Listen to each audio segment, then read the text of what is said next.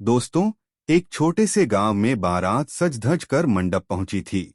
ढोलन गाड़े बज रहे थे, रिश्तेदार हंसी खुशी में डूबे थे।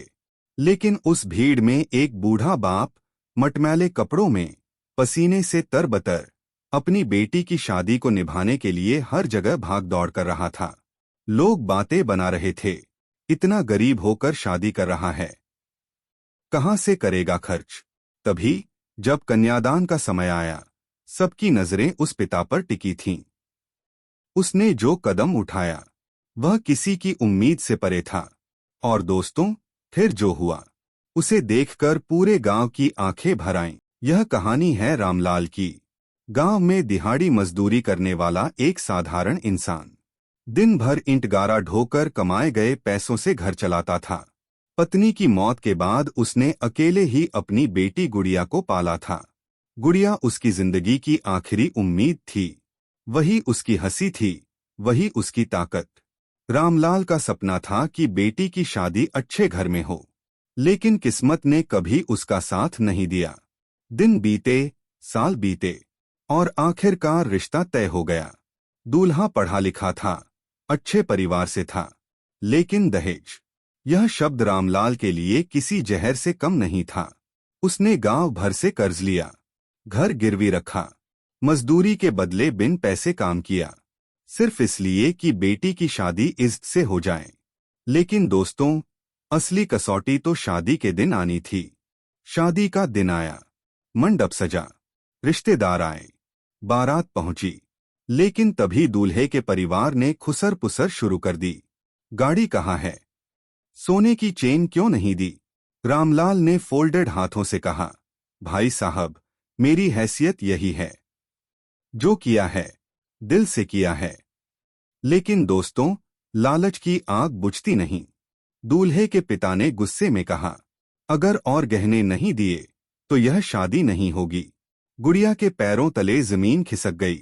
पूरे गांव के सामने उसकी इज्जत मिट्टी में मिलने लगी। रामलाल अंदर से टूट चुका था। लोग बातें बना रहे थे, गरीब की बेटी है, क्या इज्जत रहेगी अब? सोचिए दोस्तों, उस बाप पर क्या गुजरी होगी जिसने अपनी जिंदगी की हर बूंद पसीना बेटी की शादी में बहा दी थी। लेकिन असली बलिदान अभी बाकी था। रामलाल धीरे धीरे उठा। उसकी आंखों में आंसू थे, लेकिन चेहरे पर अजीब सी दृढ़ता। वह घर के अंदर गया, और जब लौटा तो सब हैरान रह गए। उसने अपने गले से पुरानी चांदी की जनेऊ और मांगटिक्का उतार कर दूल्हे के पिता के पैरों में रख दिया।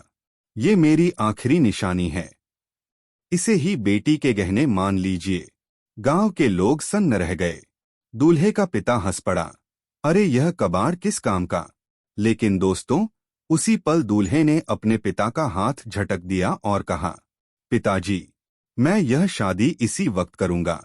मुझे दहेज नहीं चाहिए, मुझे बेटी चाहिए, और मुझे ऐसे पिता का दामाद बनकर गर्व है। गांव तालियों से गूंज उठा, लेकिन असली क्लाइमैक्स अभी बाकी था। गुड़िया रोते रोते अपने पिता के गले लग गई। बाबा, आप क्यों इतना झुकते हैं? मैं आपकी इज्जत हूं, आपका मान हूं। रामलाल की आंखों से झरझर आंसू बहने लगे। बेटी, बाप होने का यही धर्म है। बेटी की खुशी से बढ़कर और क्या हो सकता है? तभी गांव की औरतें आगे आईं। उन्होंने अपने गहनों से मुट्ठी भर भर कर चूड़ियां, चेन और झुमके निकालकर गुड़िया की झोली में डाल दिए। किसी ने कहा, आज यह हमारी भी बेटी है। उस दृश्य को देखकर पूरा गांव रो पड़ा। शादी मंडप फिर से हंसी और आशीर्वाद से गूंज उठा। शादी पूरे रीति रिवाज से संपन्न हुई। दूल्हा और दुल्हन ने 7 फेरे लिए। रामलाल, जो अब तक भीड़ में सिर झुकाए खड़ा था, अचानक सबसे बड़ा हीरो बन गया। गांव के बुजुर्गों ने कहा, रामलाल, तूने साबित कर दिया कि बाप बेटी के लिए क्या क्या कर सकता है। तेरे त्याग ने इस शादी को पवित्र बना दिया। गुड़िया ससुराल विदा हुई तो उसकी आंखें भीगीं, लेकिन चेहरे पर गर्व था। उसने अपने पिता से कहा, बाबा, आज आपने पूरे गांव को दिखा दिया कि असली दौलत पैसा नहीं, बल्कि दिल की सच्चाई है। दोस्तों, यह कहानी हमें एक गहरा सबक देती है। पिता की गरीबी उसकी मजबूरी हो सकती है, लेकिन उसकी बेटी के लिए उसका प्यार अनमोल होता है। पैसा, गहना, गाड़ी, ये सब समय के साथ मिट जाते हैं, लेकिन त्याग, बलिदान और इंसानियत, यही वो दौलत है जो जिंदगी भर याद रहती है। सोचिए जरा, जिस समाज में अभी भी दहेज जैसी कुरीतियां जिंदा हैं, वहां एक गरीब बाप अपनी बेटी की इज्जत बचाने के लिए अपने प्राणों से भी बढ़कर बलिदान कर देता है। क्या यही असली इंसानियत नहीं है? दोस्तों, अब आपसे एक सवाल। क्या आप मानते हैं कि शादी जैसे पवित्र रिश्ते में दहेज की कोई जगह होनी चाहिए? क्या बेटी की खुशी और उसके पिता का प्यार ही असली दहेज नहीं है? अपनी राय कमेंट में जरूर लिखिएगा। और अगर यह कहानी आपके दिल को छू गई हो, तो इसे शेयर कीजिए ताकि और लोगों तक यह संदेश पहुंच सके।